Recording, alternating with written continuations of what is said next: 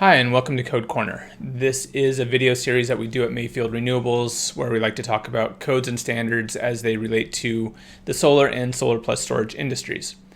Today, going to focus in on a couple different code sections because they interplay with each other, and one of them, 110.25, it actually shows up in a number of articles, another number of sections that we use for solar and storage systems. So these are references to the 2023 National Electrical Code, and so if you're going through that's the version you're going to want to look at, and in order to follow along and look at what this language is.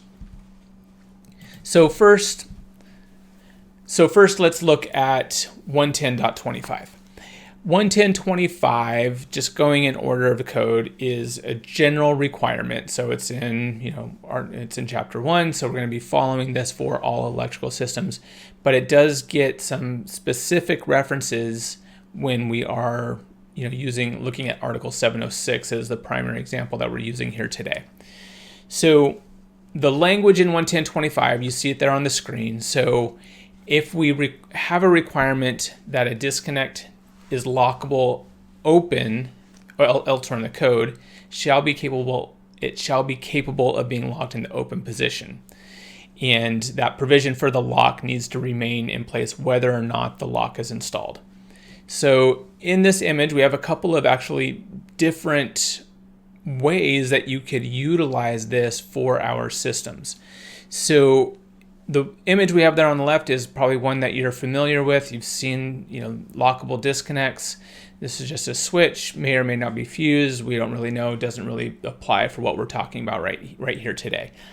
The main thing that I want to point out is I like this picture because it's showing a lock there that you can see, but that's not actually the lock that they're talking about. So that lock that we're showing actually applies to a different code section of making sure that we are anything that is accessible to unqualified persons be locked. And so that would be that lock that you see there.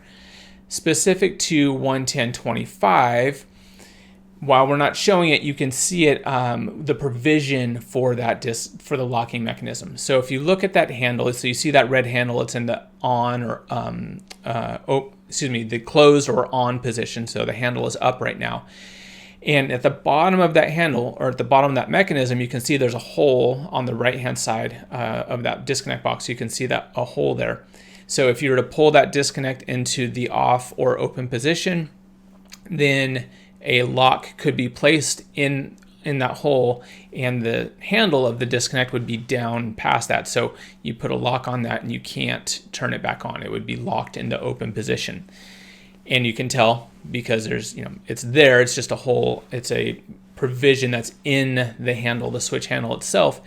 It's going to remain there. That locking mechanism, that provision to lock it is there whether or not the lock is in place. The image that is over there on the right hand side is a little bit different if you're not familiar. So that's an AC aggregation panel, as it's very often referred to. It's a panel board that inside of that are breakers, and those breakers are for individual inverters in this very specific case. And those breakers can act as the disconnecting means, but with a breaker, with just a typical breaker, there's no way of locking a breaker in the open or off position and having that locking mechanism stay in place without the lock there. So you may be familiar with lockout, tagout breaker mechanisms where you put the breaker into the off position, you put a plastic device on top of it, put a lock on it, and it holds it all in place. That lock is critical for that breaker lockout in order to keep it in place.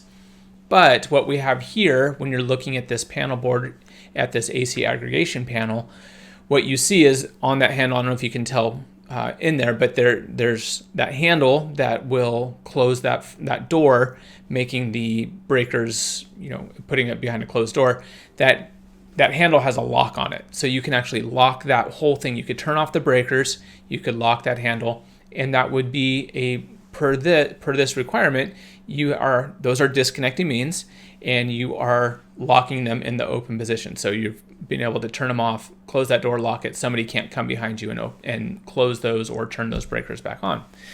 So you see this in a variety of ways. A lot of panel boards would have just a hasp, similar to the picture that you see on the left where that lock actually is. So you would have a way of locking that door closed in that kind of way. So there's multiple ways that you can go about in order to do it. So 11025, I talk about it a lot. I generally, when I'm going through my classes, I talk about it and just kind of verbally describe that. But here's a couple examples of and how you can see what those look like for different types of different types of disconnecting means. So just to kind of round it out to show you, or to kind of illustrate what we're talking about here. So we have in Article 706 for our energy storage systems, 706.15, specifically B3 gets into disconnecting means. So in 2023, B was a new addition. It actually was it's a change, the language changed, but it was a relocation. It used to be an A in 2020. So if you're under the 2020 code, you'll find something very, very similar. It's not quite the same language, but it's similar in 706.15A.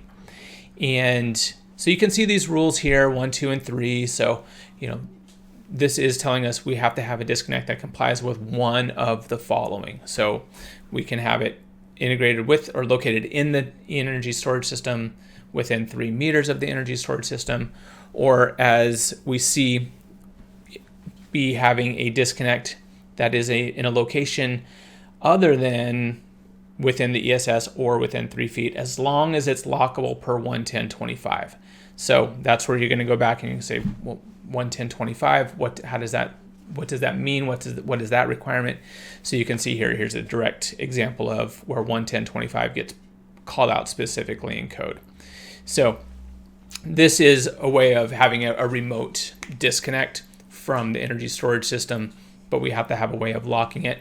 And really, kind of thinking about the use of that, we want to make sure that whoever's working on the energy storage system, that if you've turned it off, making sure that it's staying in the off position, not getting energized unknowingly. So it's a safety practice as much as anything. So there's a good reference for you. And the 11025 does show up like in 690 and things like that as well. So there are other instances where it's going to get directed to us. So here's a situation, just an image where we have an energy storage system. Again, we have a disconnecting means. As long as that disconnecting means can be locked in the open or off position, then that would serve the function for, in this case, we have 2 energy storage systems. So that would be a way of making sure that we comply with that code section. All right, so I appreciate you taking a look at this, going through that with me. We do have a number of courses that we have available on our website, and happy to have you go take a look at those topics just like this one, the National Electrical Code, Fire Code, different applications, standards, things like that. So encourage you to go take a look and see if there might be some other topics that we can help you out with on some of the classes that we have available.